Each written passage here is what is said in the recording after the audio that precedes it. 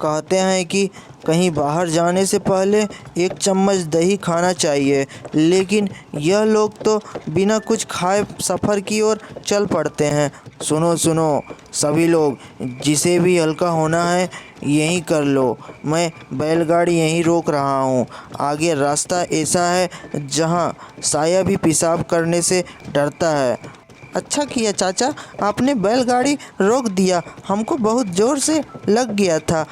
ठीक ठीक है, जिसे जहाँ जाना हो चले जाओ। मैंने गाड़ी यहाँ रोक दिया है, पर याद रखना ज़्यादा दूर मत जाना, क्योंकि यह जंगल रहस्यमय से भरी हुई है। सभी लोग बैलगाड़ी से उतर जाते हैं और हल्का होने के लिए अपना अपना जगह ढूंढने लगते हैं। कुछ लोग झाड़ियों के पीछे चले जाते हैं, तो कुछ लोग पास के तालाब की ओर बढ़ते हैं और पानी के किनारे पर ही शुरू हो जाते हैं। अरे चलो चलो, सब लोग जल्दी इकट्ठा हो जाओ, अगर मेला छूट गया तो सारा मज़ा किरकिरा हो जाएगा। फिर सब लोग बैलगाड़ी पर सवार होकर हंसी ठिठोली करते हुए मेले की ओर रवाना हो जाते हैं। अरे दादा, ज़रा बताइए तो मेला पहुंचने में कितना देर और लगेगा? कहीं ऐसा तो नहीं कि रास्ते में ही सूरज ढल जाए? अरे चंचल, मेला दूर नहीं, थोड़ी ही देर में ढोल नगाड़े की आवाज़ कान पे पड़ेगी तो देखना तेरे पैर खुद ब खुद नाचने लगेंगे। तो दादा, फिर तो मैं सबसे पहले झूले पर बैठूंगा और गोलगप्पे भी खाऊंगा, लेकिन शर्त यह है कि आप मेरे साथ खाओगे। अरे वाह रे चंचल, तेरे गोलगप्पे खाते खाते अगर मैं भी बच्चा बन गया तो? चल, जो तू बोलेगा वही करेंगे, पर पहले मुझे रुई की मिठाई खिलानी पड़ेगी। अचानक बैलगाड़ी जोर से झटका मारकर रुक गई। पहियों के नीचे धूल का गुब्बारा उड़ गया और लड़के की आंखों में डर बैठ गया। अरे चाचा, यह बैलगाड़ी आपने क्यों रोक दी? कहीं रास्ते में आपको भूत तो नहीं दिख गया? अरे अरे छोरे, घबराने की कोई बात ना है। आगे देख, मोटा ताजा पेड़ बीच में पड़ा हुआ है। अरे बाप रे, अब क्या करेंगे चाचा, बैलगाड़ी तो फंस गई। सब यहीं ठहरो, मैं उतर कर देखता हूँ, शायद इस पेड़ को किनारे करने का कोई जोरदार जुगाड़ मिल जाए।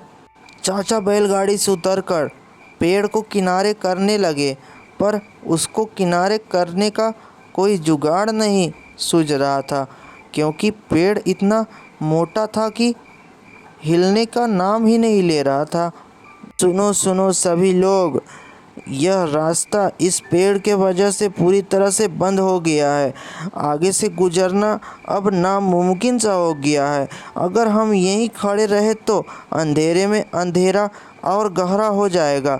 जंगल की शारदा हवा हड्डियों तक गुजर जाएगी और खड़े खड़े मेला यहीं ख़त्म हो जाएगा। इसीलिए हमें दूसरा रास्ता पकड़ना ही पड़ेगा।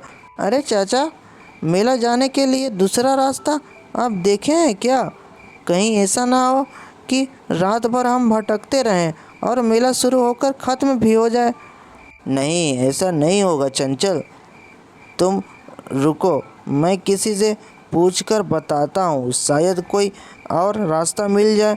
तब चाचा वहाँ पर किसी व्यक्ति को ढूंढने लगे, मगर आसपास में कोई नज़र नहीं आया। तभी उनकी नज़र दूर एक छोटे से घर पर पड़ी। लगता है वहाँ दूर एक छोटा सा घर है, हमें वहाँ जाना पड़ेगा। शायद वहाँ हमें कोई मिल जाए तो हमें बता सके कि मेला जाने के लिए कोई दूसरा रास्ता है या नहीं, वरना हम यहीं लटके रह जाएंगे। फिर चाचा उस छोटे से घर की ओर बढ़ने लगे। चारों तरफ सन्नाटा था, पर ऊपर से अब अंधेरा भी गहरा होते जा रहा था, जैसे जंगल ने पूरा रास्ता निगल लिया हो। अरे इस घर में कोई है क्या? ज़रा बाहर तो आइए। चाचा ने जैसे ही पुकारा, उस पुराने छोटे से घर का चरमराता दरवाज़ा धीरे धीरे खुला और उसके अंदर से एक बूढ़ी औरत बाहर निकली। हाथ में एक पुरानी लकड़ी की लाठी थी, जिसे वह सहारे के साथ थामी हुई थी। मानो वर्षों से उस पर चल रही हो। अरे तू कौन है? जल्दी बता, क्या काम है तेरा यहाँ? अरे बूढ़ी अम्मा, मैं मेला जा रहा था लेकिन रास्ते में एक मोटा सा पेड़ गिरा हुआ है। इतना भारी है कि हिलने का नाम ही नहीं ले रहा है और इसी वजह से मेरी बैलगाड़ी आगे नहीं बढ़ पा रही है। आप तो यहाँ के रास्तों को जानती होंगी, क्या आप बता सकती हैं कि मेला जाने का दूसरा रास्ता किधर से है? अच्छा अच्छा, तो यह बात है, जिस जगह पेड़ गिरा है उसके करीब 10 कदम पीछे दाएं तरफ एक अच्छा और छोटा सा रास्ता जाता है जो कब्रिस्तान से होकर गुजरता है। वही एक रास्ता है। अगर तुम जाना चाहो तो जा सकते हो, लेकिन याद रखना, उस कब्रिस्तान के पास अपनी बैलगाड़ी कभी मत रोकना। चाचा मन ही मन सोचने लगे, अरे क्या बकरी है ये बुढ़िया, लगता है अकेले रहते रहते इसका बुद्धि गड़बड़ा गया है। मैं अपनी बैलगाड़ी भला कब्रिस्तान में क्यों रोकूंगा? वहाँ रुकने की तो मेरी कोई औकात ही नहीं है। मैं सीधा लगाम थाम कर निकल लूँगा और मेला जाकर ही दम लूँगा। इतना सोचकर चाचा ने गहरी सांस ली, फिर पलटकर अपने बैलगाड़ी की ओर चल पड़े। कदम तेज थे, मानो अब बस लगाम थामते ही मेला की राह पकड़ लेंगे। चाचा, क्या हुआ? कोई दूसरा रास्ता मिला या नहीं? हम तो यहीं खड़े खड़े थक गए। हाँ रे चंचल, मिल गया है रास्ता। अब बस तू अच्छे से पकड़कर बैठ जा। मैं बैलगाड़ी पीछे से मोड़ता हूँ, फिर सीधा नए रास्ते से चलेंगे। तब चाचा उस बुजुर्ग अम्मा की बात मानकर अपनी बैलगाड़ी को पीछे से मोड़ लेते हैं। उस कच्चे रास्ते को तलाशते हुए आगे की ओर बढ़ रहे थे और धीरे धीरे अंधेरा भी गहरा होते जा रहा था। लगता है यही वो कच्चा रास्ता है जिसके बारे में वह बुढ़िया बता रही थी। अब देखना यह है कि सच में यह रास्ता मेले की ओर ले जाता है या बीच में कोई और मुसीबत खड़ी कर देगा। तो चाचा बुढ़िया की बताए गए रास्ते पर बैलगाड़ी को मोड़ लेते हैं, मानो उनके मन में बस अब एक ही सोच थी कि किसी भी तरह मेला पहुंच जाएं। तो चाचा बुढ़िया की बताए रास्ते पर बैलगाड़ी को मोड़ लेते हैं, मानो उनके मन में बस एक ही सोच थी, किसी भी तरह मेला पहुंचना है। जैसे ही बैलगाड़ी कब्रिस्तान के बीचों बीच पहुंची, वह अचानक अपने आप रुक जाती है। हैरानी की बात यह थी कि इस बार उसके सामने पेड़, पत्थर और कोई रुकावट भी नहीं थी, पर ऐसा लगा कि कोई अदृश्य शक्ति ने बैलगाड़ी के चक्के को पकड़ लिया हो। अरे यह बैलगाड़ी अचानक कैसे थम गई? ना आगे कोई पेड़ है, ना रास्ता बंद, फिर यह रुक क्यों गई? कहीं वो बुढ़िया सच ही तो नहीं कह रही थी? अरे चाचा, क्या हो गया? यह बैलगाड़ी फिर से क्यों रोक दी? सब ठीक तो है ना? पता नहीं चंचल, इस बार बैलगाड़ी क्यों रुक गई। सामने तो कोई रुकावट भी नहीं है, फिर भी गाड़ी ठहर गई। रुको, इस बार चक्कों को चेक करता हूँ। जैसे ही चाचा बैलगाड़ी से नीचे उतरता है, वह धीरे धीरे बैल की ओर बढ़ता है और पास जाकर देखता है कि बैल के पैर से ताज़ा खून निकल रहा है, जो कच्ची मिट्टी पर लाल लकीर की तरह फैलता जा रहा है। यह नज़ारा देखकर चाचा का दिल एक पल के लिए थम सा जाता है और उसकी आंखें फटी की फटी रह जाती है। हवा अचानक ठंडी लगने लगती है, मानो आसपास का माहौल भी कुछ अनहोनी का गवाही दे रहा हो। अरे ओ भाइयों, जल्दी जल्दी नीचे उतरो, बैल के पैर पर तो खून की धारा बह रही है। अरे कोई रस्सी खोलो, बैल को आराम दो, जल्दी करो, नहीं तो जान मुश्किल में पड़ जाएगी। सभी लोग हड़बड़ी में बैलगाड़ी से नीचे उतर जाते हैं और बैल की रस्सी खोल दी जाती है। जैसे ही चाचा झुककर पैर की जांच करने लगा तो मानो उसके पैरों तले ज़मीन ही खिसक गई। अरे चाचा, थोड़ी ठीक से देखो तो, कुछ पता चला क्या? बैल के पैरों पर इतना खून क्यों बह रहा है? कहीं रास्ते में कोई नुकीली चीज़ तो नहीं चुभ गई या फिर कोई और वजह है। यह मामूली चोट नहीं है, पैर में गहरी कट लगी है और खून रुकने का नाम ही नहीं ले रहा।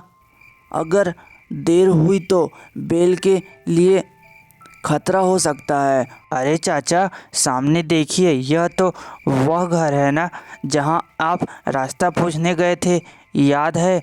इसी घर की बुढ़िया ने बताया था कि कब्रिस्तान की तरफ से एक रास्ता निकलता है। चाचा की आंखें भी फटी की फटी रह जाती है। हवा अचानक बढ़ जाती है, पत्तों की सरसराहट कोई फुसफुसाहट जैसी सुनाई देने लगती है। बेल बेचैनी से पांव पटकने लगते हैं, मानो वह भी उस घर को देखकर डर गए हों। और तभी घर के आधे खुले दरवाजे से अंदर के घने अंधेरे में कुछ हिलने की आवाज़ आती है। यह घर यहाँ कैसे हो सकता है? यह तो पीछे था ना। सभी लोग धीरे धीरे उस रहस्यमय घर की ओर बढ़ने लगे। हर कदम के साथ उनके दिल की धड़कनें तेज होती जा रही थी, लेकिन जैसे ही 2-3 कदम आगे बढ़े, वह घर उनकी आंखों के सामने बदलने लगा। इसकी दीवारें धुंध की तरह बदलने लगी और कुछ ही पलों में घर मानो था ही नहीं। अरे चाचा, ये क्या हो गया? अभी तो कुछ ही पल में यहाँ एक घर खड़ा था। मैंने अपनी आंखों से देखा था, उसके दरवाजे, उसके दीवारें सब, लेकिन अब तो ऐसा था ही नहीं।